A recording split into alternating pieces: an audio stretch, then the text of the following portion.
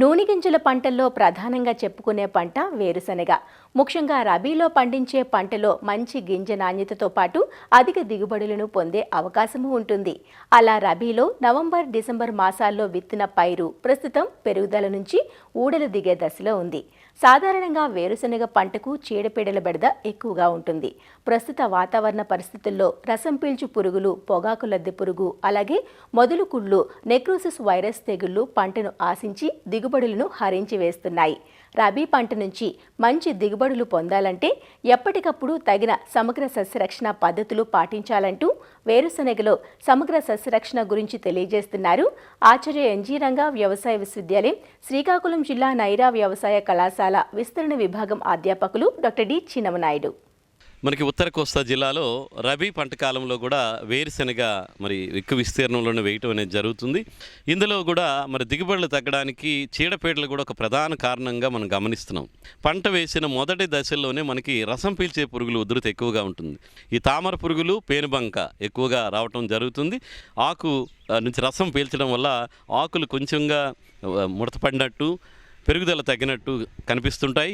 కాబట్టి ఈ తామర పురుగుల నివారణలో భాగంగా వేప నూనె అయితే కనుక 5 మిల్లీలీటర్లు 1 లీటర్ నీటికి చెప్పుని కలిపి ముందు జాగ్రత్తగా పిచికారీ చేసుకుంటే మరి సరిపోతుంది. అదేవిధంగా లీఫ్ మైనర్ అంటే మీరు ఆకుల మీద చూసుకుంటే చిన్న పాము వలయాలలాగా కనిపిస్తాయి. ఇది ఆకు లోపలికి చేరి లోపల నుంచి వలయాలుగా రసం పీల్చేయడం జరుగుతుంది. వేప సంబంధిత మందు అన్నిటికీ కూడా కొట్టుకోవచ్చు. దాంతోపాటుగా ఈ క్లోరిఫైరిఫాస్ అనేటువంటి మందుని 2.5 మిల్లీలీటర్లు 1 లీటర్ నీటికి చెప్పున కలిపి మరి పిచికారీ చేసుకుంటే మనకు సమర్థవంతంగా నివారించబడతాయి.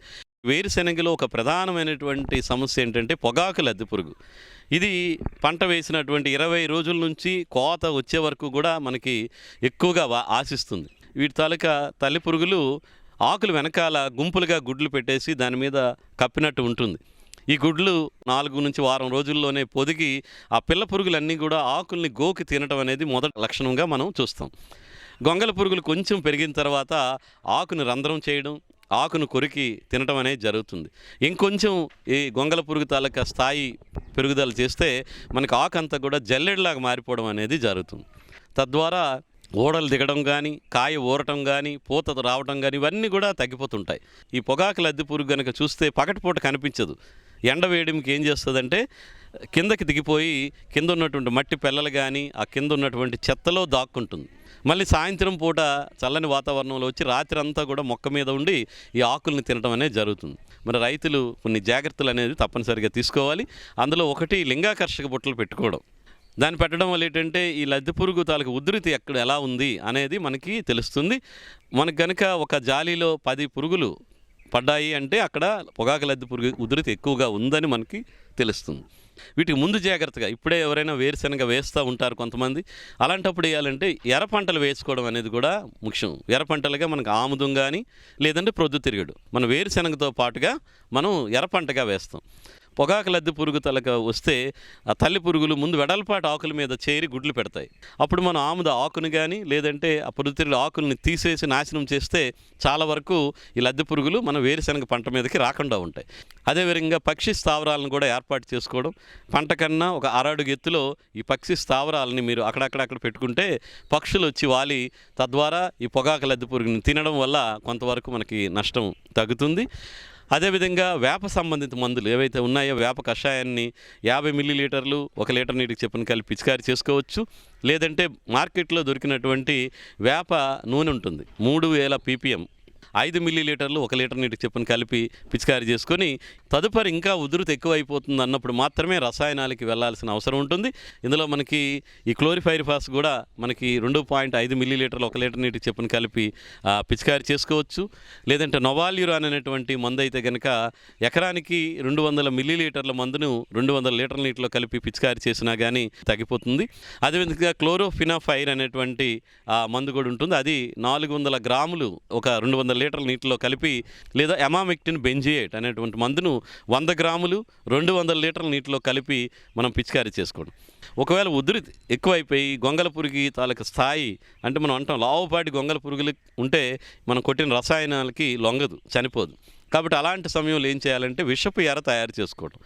దీనికోసం ఏంటంటే ఒక 10 కేజీల మెత్తన తవుడు, క్లోరిఫైరిఫాస్ 1 లీటరు, దాంతోపాటు ఒక 2 కేజీల వరకు బెల్లం, వీటిని కలిపి విషపేర తయారు చేసుకోవాలి. చిన్న చిన్న ఉండల మాదిరిగా చేసి మీకు సాయంత్రం పూట పొలంలో అక్కడక్కడ చల్లేయాలి. ఇలాగ మనం ఒక రోజు పులియబెట్టినటువంటి ఈ తవుడు బెల్లం ఇది ఉండడం వల్ల పులిసిన వాసన వస్తుంది. దానికి ఈ పొగాకు లద్దె పురుగులు తాలూకు గొంగల పురుగులు ఆకర్షింపబడి తిని అందులో ఉన్న రసాయనం ఉంటుంది కాబట్టి తిని చనిపోతాయి. అదేవిధంగా వేరుశెనగలో ఇంకా తెగుళ్ళ విషయానికి వచ్చేసరికి టిక్క ఆకుమచ్చ తెగులు అంటారు. అది 2 రకాలుగా వస్తుంది. ఒకటి మొదటి దశలో వచ్చేటువంటి ఆకుమచ్చ తెగులు 30 రోజుల్లో వచ్చేదంతా కూడా మొక్క తాలూకా పై భాగంలో ఉంటుంది. అదేవిధంగా కొంచెం ఆలస్యంగా వచ్చేది కూడా మొక్క తాలూకా కింద ఆకుల్లో గుండ్రని మచ్చలు కనిపిస్తాయి. ఇది టిక్క ఆకుమచ్చ తెగులుగా మనం గమనించుకొని దీనికి మ్యాంకో జబ్ అయితే కనుక 2.5 గ్రాములు 1 లీటర్ నీటికి చొప్పున కలపడం కానీ, లేదంటే శాఫ్ అనేటువంటి మందుని 2 గ్రాములు 1 లీటర్ నీటికి చొప్పున కలిపి మరి పిచికారీ చేసుకుంటే అలా సమర్థవంతంగా నివారించుకోవడానికి ఆస్కారం ఉంటుంది. అదేవిధంగా వేరుశెనగలు ఇంకొక ప్రధాన సమస్య ఏంటంటే మొదల కుళ్ళు తెగులు, కాండం కుళ్ళు తెగులు. ఇది కూడా కొంత విత్తనం ద్వారా వస్తాయి, కొన్ని భూమి ద్వారా కూడా వచ్చేటువంటి శిలీంధ్రాల ద్వారా వస్తుంది. అది ఆశించినప్పుడు ఏంటంటే కాండం మెత్తబడిపోతుంది, మనకి వేరు కాండం కలిసిన దగ్గర నల్లగా మారిపోతుంది, అక్కడ బూజు పట్టినట్టు అవుతుంది. తదుపరి ముందు మొక్కలు వడలిపోయి తదుపరి ఎండిపోయి చనిపోవడం అనేది జరుగుతుంది. ఇది మనకు పంట వేసిన 20 రోజుల నుంచి ఇంచుమించు 70-80 రోజుల వరకు కూడా శిలీంధ్రం ఆశించి మన నష్టం జరుగుతుంది. కాబట్టి రైతు సోదరులు ముందు జాగ్రత్తగా ఏంటంటే విత్తన శుద్ధి చేసి నాటుకోవాల్సిన అవసరం ఉంది.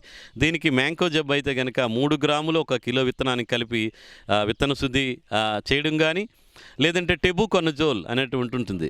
ఇదైతే కనుక 1 కేజీకి 1 గ్రాము చొప్పున కలిపి విత్తన శుద్ధి చేసుకోవటం, లేదంటే ట్రైకోడర్మా విరిడి అయితే కనుక 1 కిలో విత్తనానికి 8 నుంచి 10 గ్రాములు పట్టించి మనం గనక నాటుకుంటే మొదల కుళ్ళు, కాండం కుళ్ళు తెగులు అనేది చాలా వరకు నివారించడానికి ఆస్కారం ఉంటుంది. ఒకవేళ పొలంలో కనుక మీరు మొదల కుళ్ళు తెగులు కానీ కాండం కుళ్ళు తెగులు కానీ గమనిస్తే కాపర్ ఆక్సిక్లోరైడ్ అయితే 3 గ్రాములు 1 లీటర్ నీటికి చొప్పున కలిపి పిచికారీ చేయడం కానీ, లేదంటే హెక్సాకొనజోల్ అనేటువంటి మందును 2 మిల్లీలీటర్లు 1 లీటర్ నీటికి చొప్పున కలిపి మరి 2-3 దఫాలుగా పిచికారీ చేసుకుంటే తగ్గేటువంటి అవకాశం ఉంటుంది. కాబట్టి రైతు సోదరులు సరైన సస్యరక్షణ చర్యలు కనుక చేపడితే మనం మంచి దిగుబడులు తీసుకోవడానికి ఆస్కారం ఉంటుంది.